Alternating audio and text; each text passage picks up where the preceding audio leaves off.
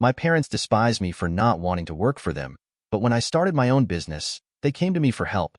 My name's Jason, and I was born into a family where dollar signs mattered more than love, loyalty, or even basic decency. My family, specifically my dad, Gregory, and my older brother, Andrew, owned Gregory's Jewel Emporium, a chain of high-end jewelry stores that catered to the wealthiest of the wealthy. Diamonds, gold, platinum, you name it, they sold it, and in obscene quantities. My mom, Sylvia, played the role of the perfect socialite, hosting extravagant galas and sipping champagne at charity events while making sure her hair and pearls were always flawless. And Andrew? He was the golden child, destined to inherit the empire and the adoration that came with it. I was the disappointment. Ever since I was a kid, I knew I didn't fit their mold. While Andrew was charming and calculated, I was more interested in working with my hands. By the time I turned 15, I was already modifying bikes, adding custom paint jobs, or improving their mechanics. It wasn't just a hobby, it was my passion. But to my family, it was an embarrassment. A son who wanted to get his hands dirty was a liability in their pristine, image-obsessed world. The disdain was subtle at first. My dad would laugh at my projects, calling them childish tinkering. My mom would smile politely, but never failed to mention how much I was wasting my potential. Andrew, being Andrew, took every opportunity to belittle me. He'd say things like, "You know you can't make a living out of playing with bikes, right?" Or, "Dad's right, Jason. You'll never get anywhere if you don't take life seriously." To them, life meant money, status, and appearances. Nothing else mattered. When I turned 22, I made a decision that solidified my role as the family's black sheep. My dad offered me a cushy job at one of the stores. He called it a once-in-a-lifetime opportunity and hinted that it might lead to me managing a branch someday. But I couldn't do it. I couldn't spend my life selling overpriced trinkets to people who valued them more than people. I turned him down, and that's when the gloves came off. The look on my dad's face was one of pure disgust. My mom tried to smooth things over with her usual platitudes, but even she couldn't hide her disappointment. "Andrew?" He smirked and said, "Guess some people just don't have what it takes to succeed." It wasn't just that I had refused the job. It was what my refusal represented. I wasn't just rejecting their offer. I was rejecting their entire way of life. After that, things spiraled. My dad made it clear that I wouldn't see a cent of the family's money unless I straightened out. My mom stopped inviting me to family events, saying it was for my own good because I wouldn't understand their world.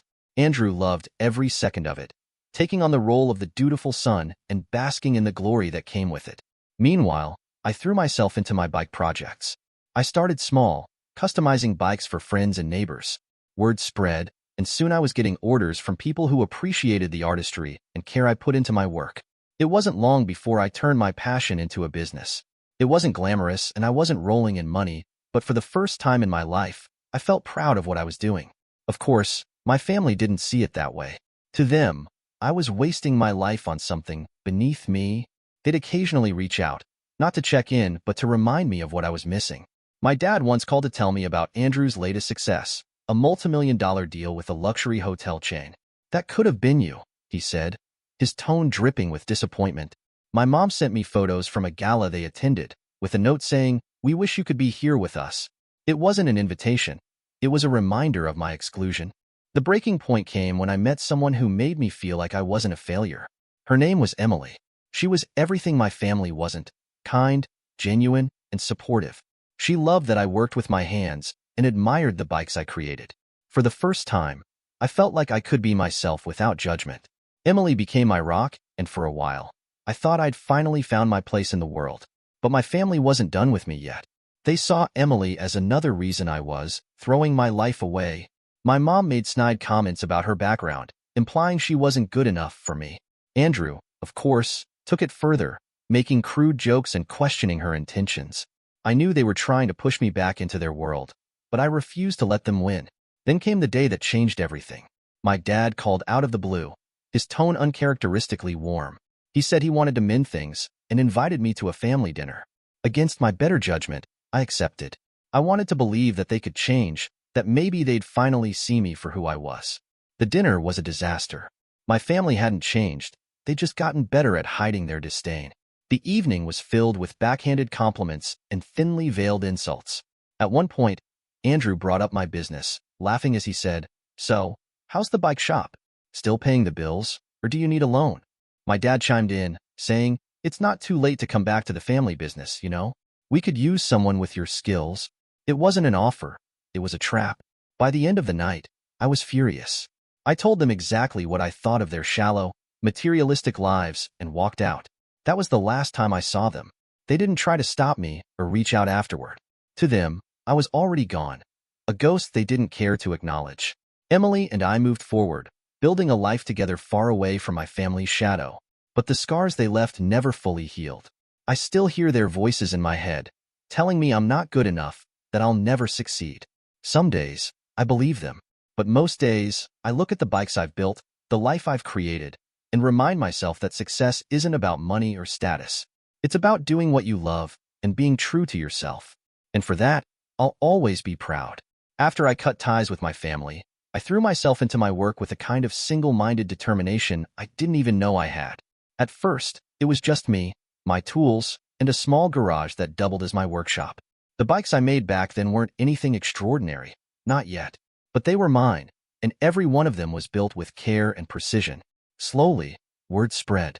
It started with a guy named Travis, a friend of a friend who wanted something special for his son's birthday. I built him a lightweight, custom-painted bike that the kid absolutely loved. Travis posted a picture of it online, and before I knew it, people were reaching out, asking if I could make something for them too. It wasn't long before my little garage workshop turned into a full-blown business. At first, I kept it small, mostly because I didn't have the money or resources to expand. But as more orders came in, I started to notice something interesting. People weren't just asking for bikes. They were asking for art.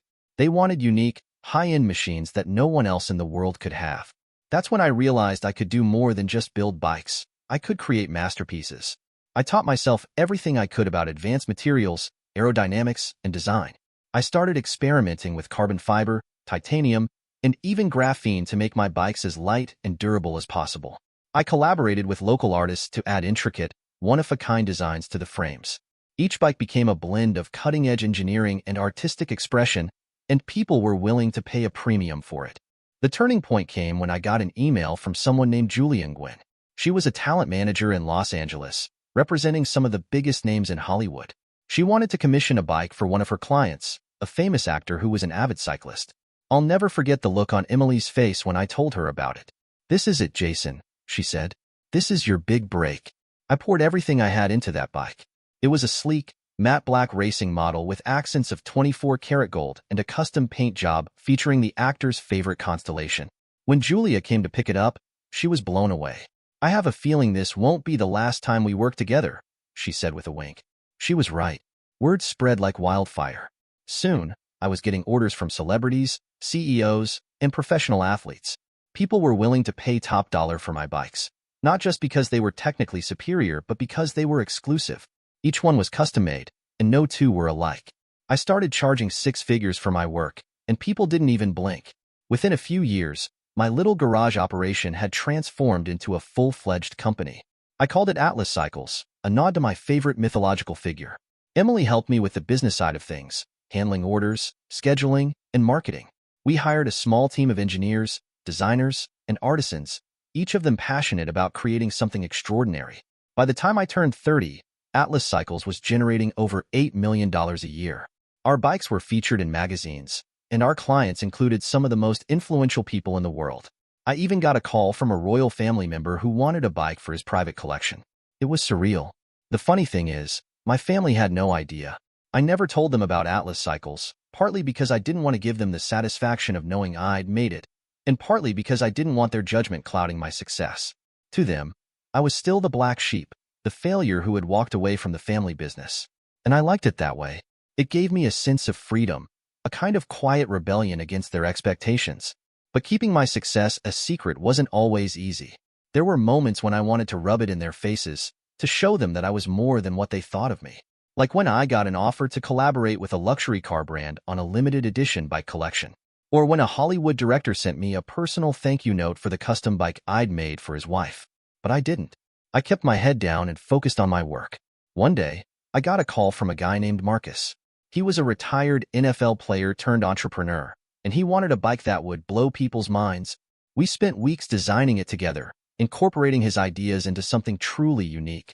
The finished product was a beast, a sleek, jet black frame with chrome accents and a cutting-edge suspension system.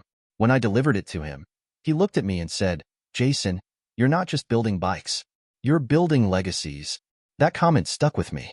For so long, I'd been driven by a desire to prove my family wrong, to show them that I was more than the disappointment they thought I was. But Marcus's words made me realize that my work wasn't about them. It was about creating something that would outlast me, something that people would remember long after I was gone. Despite my success, there were moments of doubt. The pressure to deliver on every project was immense, and the stakes were always high. There were sleepless nights, missed meals, and countless sacrifices. Emily and I had our share of arguments, mostly about the stress of running the business and the toll it was taking on our relationship. But through it all, she stood by me, reminding me why I started this journey in the first place. One night, as we sat in our small but cozy living room, Emily turned to me and said, "You know, you're living the dream, Jason. Not many people get to say that." She was right. I was doing what I loved, and I was doing it on my terms. For the first time in my life, I felt like I was enough. But deep down, there was still a part of me that wished my family could see what I'd accomplished. Not because I needed their approval, but because I wanted them to understand that success doesn't have to look the way they think it does. It's not about money or status. It's about passion, hard work, and staying true to yourself. It all started with an email from my mother. Sylvia Gregory, the queen of appearances, never did anything casually, and this email was no exception. The subject line read, "Family Matters," as if that was supposed to make me feel warm and fuzzy inside. The tone of the email was cordial, too cordial, and it reeked of her usual manipulative charm. She wrote about how the family had been reflecting on our difficulties and wanted to have a meeting to clear the air. I knew better. My family didn't do heart-to-hearts or closure. This wasn't an olive branch. It was a power play. But for reasons I can't fully explain, I agreed to go. Maybe I was curious, or maybe some part of me still craved their acknowledgement. Emily, as always, saw through the whole thing. "You don't owe them anything, Jason," she said. "You know this isn't about making amends." She was right, but I went anyway. The meeting was scheduled at one of the Gregory family's many estates, a sprawling mansion in the countryside that screamed wealth and excess.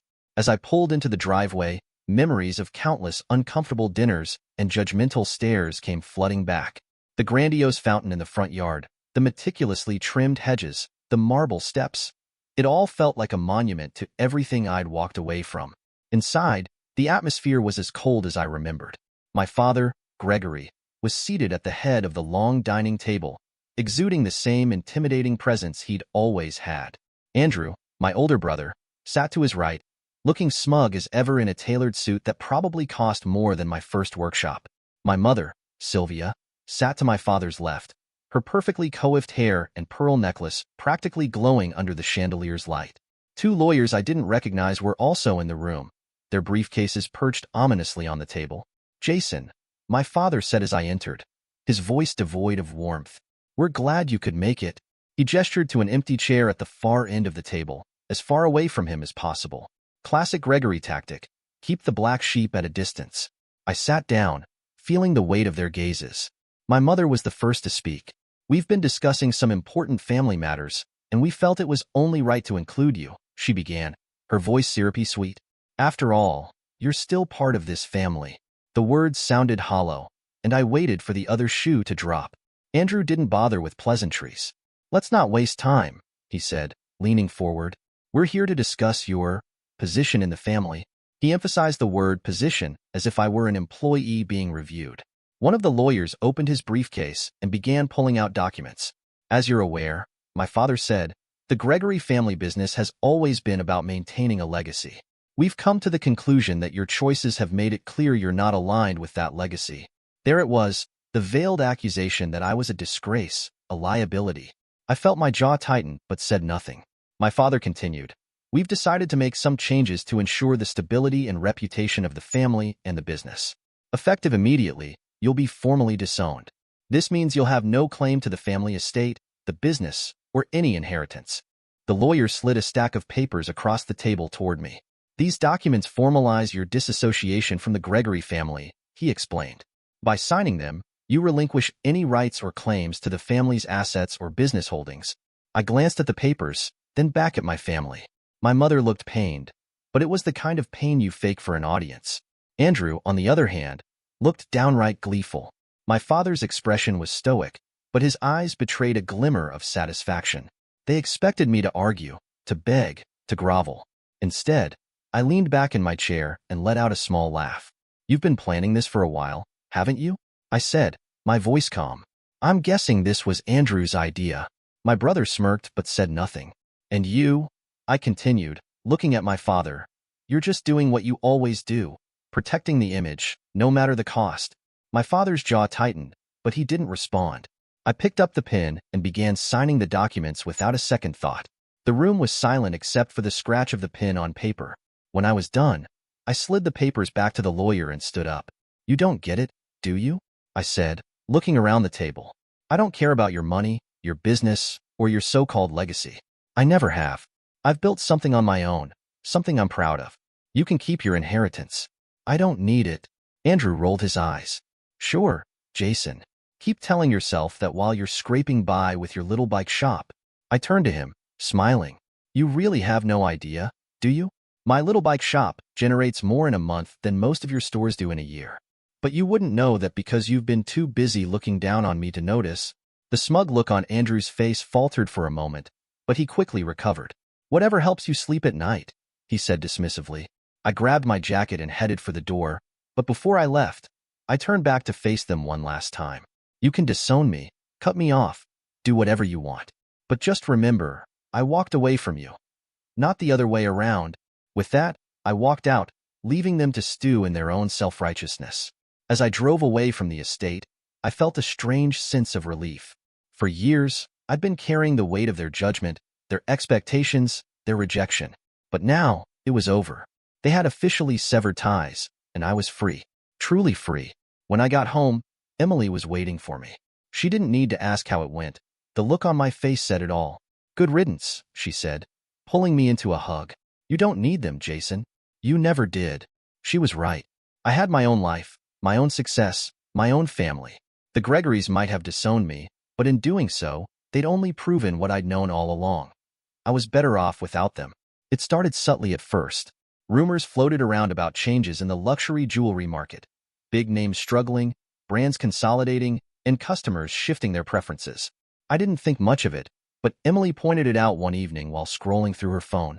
"Look at this," she said, holding up an article. "It says that Gregory's Jewel Emporium is closing 2 of its stores in the Midwest." I shrugged, focusing on sanding down a new bike frame. "Doesn't surprise me. They've been doing the same thing for decades. The market probably left them behind." Emily looked at me thoughtfully. "Do you think they'll be okay?" I paused, considering the question. It wasn't that I wanted my family to fail. I didn't. But there was a strange sense of validation in knowing that their empire wasn't as untouchable as they'd always made it seem. "I'm sure they'll figure it out," I said, more to end the conversation than anything else. But it didn't stop there. Over the next few months, I started hearing more about the Gregory family struggles. Competitors were introducing innovative marketing strategies, launching modern collections that appealed to younger, trendier demographics. Meanwhile, Gregory's Jewel Emporium seemed stuck in the past, clinging to outdated methods and relying on their once sterling reputation to carry them through. The first real sign of trouble came in the form of a phone call. It was my mother, Sylvia, and I was so shocked to see her name on my screen that I almost didn't answer. When I did, her voice was calm but strained, like she was trying too hard to sound composed. "Jason, darling, how are you?" she began, her tone overly sweet. "I'm fine, Mom," I replied cautiously. "What's going on?" She hesitated for a moment before diving in. "Your father and I were hoping we could have a conversation. Things have been challenging at the business, and we thought it might be helpful to get your perspective." I couldn't help but laugh. "You want my perspective? On the business you cut me out of?" "Jason," she said, her voice tightening, "this isn't the time for grudges. We're just asking for a little advice." "I'll think about it," I said, ending the call before she could push further. I wasn't ready to re-engage, not after everything that had happened. But curiosity got the better of me, and I started looking into the company's recent performance. It wasn't pretty. Gregory's Jewel Emporium was hemorrhaging money, losing customers to more modern brands like Lumiere and Celestial. Their marketing was non-existent, their website was clunky and outdated, and their social media presence was laughable. It was clear they were struggling to adapt to the changing market. A week later, I got another call, this time from my brother, Andrew. I almost didn't answer, but part of me wanted to hear what he had to say. "Jason," he said, his tone surprisingly subdued. "Look, I know we haven't always seen eye to eye, but we need your help. The business, it's not doing well. Dad won't admit it, but we're in trouble." I couldn't resist the jab. "And what exactly do you think I can do about it? I'm just a guy who runs a little bike shop, remember?" Andrew sighed. "Okay, I deserve that. But seriously, you've built something amazing with Atlas Cycles. You understand branding, innovation, and how to connect with customers. We could really use your insight." It was surreal hearing those words from Andrew, the golden child who had spent his life looking down on me. But I wasn't ready to jump in just yet. "I'll think about it," I said again, leaving him hanging. Over the next few weeks, the calls kept coming. My father even reached out, his tone gruff but uncharacteristically humble. "Jason," he said, "this isn't easy for me to say, but we need you. The business is suffering, and we're out of ideas. You've built something impressive with Atlas Cycles, and I think you could offer a perspective we're missing." Hearing him admit that was like seeing the Statue of Liberty do a backflip. It just didn't seem possible. But there he was, practically begging me to help. Emily and I talked it over, and she was supportive as always. "Maybe this is your chance to show them what you're really capable of," she said. I agreed to meet with them, but on my terms. I wasn't going to let them waltz back into my life as if nothing had happened. We set up a meeting at my office, a sleek, modern space that felt worlds apart from the opulent but outdated Gregory estates. When they arrived, I could see the tension in their faces. My father looked worn. My mother's usual polished demeanor was strained, and even Andrew seemed nervous. They sat across from me at the conference table, and for a moment, no one spoke. "All right," I said, breaking the silence. "Let's hear it. What do you need from me?" My father cleared his throat. "The business has been struggling. Sales are down. Our customer base is shrinking, and we're losing market share to newer brands. We need help modernizing, marketing, branding, the works. And we think you're the person to help us do that." I leaned back in my chair, studying them. "Why me? You've spent years telling me I was a failure, that I didn't belong in the family business. What's changed?" My mother spoke up, her voice trembling slightly. "Jason, we were wrong. You've proven yourself in ways we never expected. We need you." It was a moment I'd dreamed about for years, but now that it was here, it didn't feel as satisfying as I'd imagined. Instead of gloating, I felt a strange mix of pity and determination. This was my chance to rewrite the narrative, not just for them, but for myself. "I'll help," I said finally, "but on one condition. I do this my way. No micromanaging, no second-guessing. If you want my help, you have to trust me completely." They agreed, and over the next several months, I worked with them to turn the business around.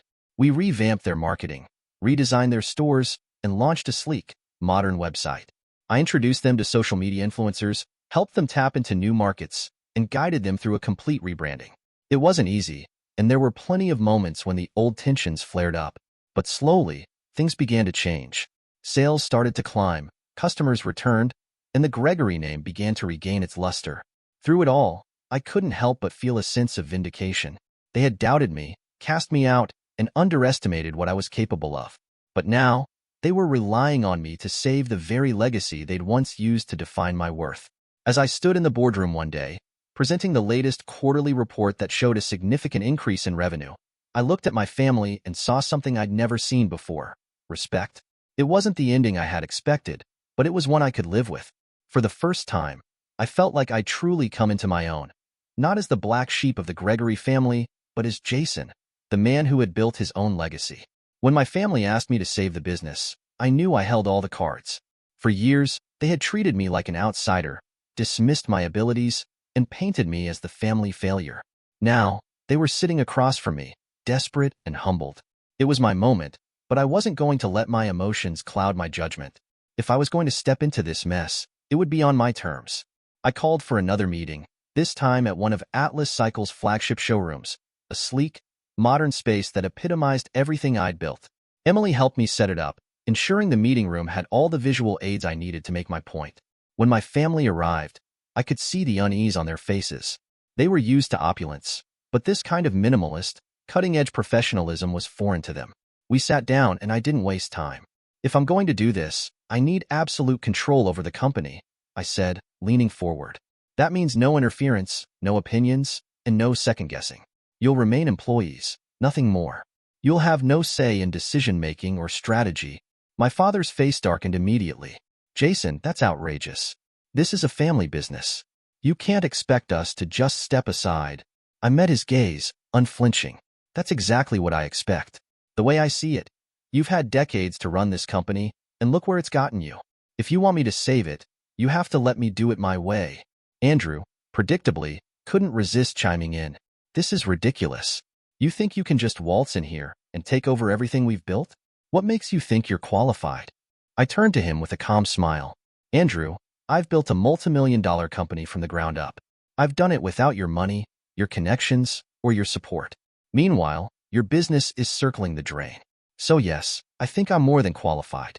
My mother, ever the peacemaker, tried to intervene. Jason, darling, surely there's a middle ground. We're a family. We should work together, not against each other. I shook my head. This isn't about family, Mom. It's about business. And the fact is, your way of doing things doesn't work anymore. If you want me to fix this, you have to let go of the reins. The room fell silent. I could see the conflict in their faces, their pride battling their desperation. My father, always the patriarch, looked like he was struggling to accept the reality of the situation. Finally, he spoke, his voice heavy. If we agree to this, how do we know you won't just run the company into the ground? I raised an eyebrow. Do you really think I'd let my name be associated with failure? I have a reputation to uphold, and I take that very seriously. Besides, you don't have any other options. It's me, or you watch everything fall apart. It was a harsh truth, but they needed to hear it. My father sighed deeply, running a hand through his graying hair. All right, he said finally. We'll do it your way. Andrew looked like he was about to explode. You can't be serious, Dad. This is insane. Enough, Andrew, my father snapped. We don't have a choice. With that, the deal was sealed. I had them sign a binding agreement, drafted by my legal team, that granted me full control of Gregory's Jewel Emporium. It was ironclad. There would be no loopholes, no going back. Emily had advised me to include clauses that protected my autonomy, and I made sure every detail was covered. The transition wasn't easy. The first few weeks were tense, to say the least. My father struggled to adapt to his new role as an employee, and Andrew was openly hostile. My mother tried to maintain her usual grace, but I could see the strain in her smile. They were all used to being in charge, and now they had to answer to me. One of the first things I did was bring in fresh blood. I hired a team of young, dynamic professionals who understood modern marketing, branding, and customer engagement. Among them was Lily Tran, a branding expert with a knack for revitalizing struggling businesses, and Marcus Reed, a digital marketing guru who had worked with some of the biggest names in the fashion industry. They were exactly what the company needed, a stark contrast to the old guard that had been clinging to outdated methods. Of course, my family didn't take kindly to the changes. My father cornered me in my office one day, his face flushed with anger. Jason, you're bringing in strangers to run this company. These people don't understand our history, our values. Your history and values are what got you into this mess, I replied coolly. We're not here to preserve the past. We're here to build a future. Andrew wasn't any better. He openly mocked the new team during meetings, questioning their ideas and undermining their authority. I had to pull him aside and lay down the law. If you can't get on board with this, Andrew, you're free to leave. But let me be clear. This is your last warning. To my surprise, he backed down. I think he realized that his usual tactics wouldn't work on me anymore. For the first time, he was dealing with someone who wasn't afraid to stand up to him. Despite the initial resistance, the changes started to pay off. The new team launched a bold marketing campaign that targeted younger demographics, emphasizing the company's legacy while modernizing its image. We revamped the product line, introducing sleek, contemporary designs alongside the classic pieces. Social media engagement skyrocketed, and sales began to climb. One of the most satisfying moments came when we hosted a grand relaunch event at one of the flagship stores. It was a glamorous affair, attended by influencers, celebrities, and industry insiders. As I stood on the stage, delivering a speech about the company's new direction, I saw my family in the audience. For the first time, they weren't looking at me with disdain or judgment. They were looking at me with something that resembled respect. After the event, my father approached me. He looked older, more tired, but there was a hint of pride in his eyes. You've done well, Jason, he said quietly. I didn't think you had it in you, but you've proven me wrong. It wasn't exactly an apology, but it was the closest thing I was going to get. And for once, it felt like enough. As the company continued to grow under my leadership, The dynamics within my family began to shift. They still struggled with their new roles, but there was less tension, fewer arguments. It was as if they had finally accepted that the old ways were gone, and a new era had begun. For me, the experience was bittersweet. I had achieved what I set out to do. I had taken control, proven myself, and turned the business around. But it had come at a cost. The scars of the past were still there, and I knew they always would be. Yet, in the end, I found a sense of peace.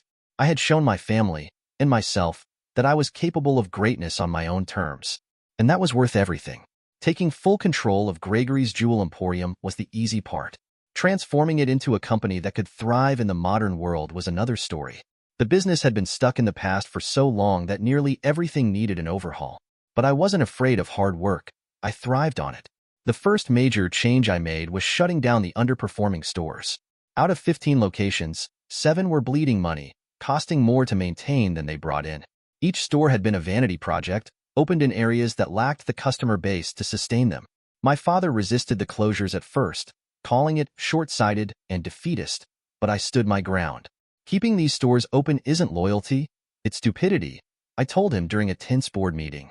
We need to focus our resources on the locations that actually make a profit. Eventually, he relented, though not without grumbling. Closing those stores freed up significant capital, which I reinvested into modernizing the remaining locations. We redesigned the interiors, replacing the dated decor with sleek, minimalist designs that emphasized elegance and sophistication. LED-lit display cases showcased the jewelry, while interactive digital screens allowed customers to explore custom options.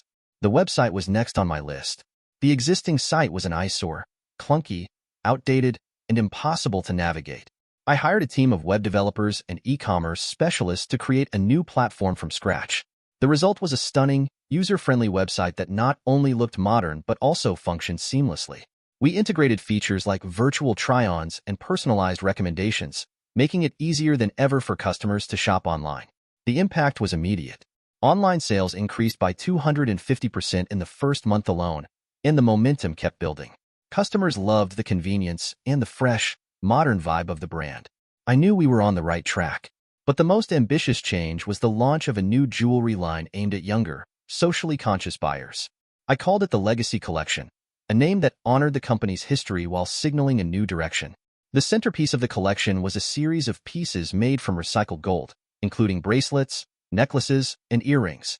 Each item came with a certificate detailing the environmental benefits of using recycled materials, and the designs were sleek, modern, and versatile. There was skepticism from the family, of course. Andrew was particularly vocal. Recycled gold? He scoffed during one meeting.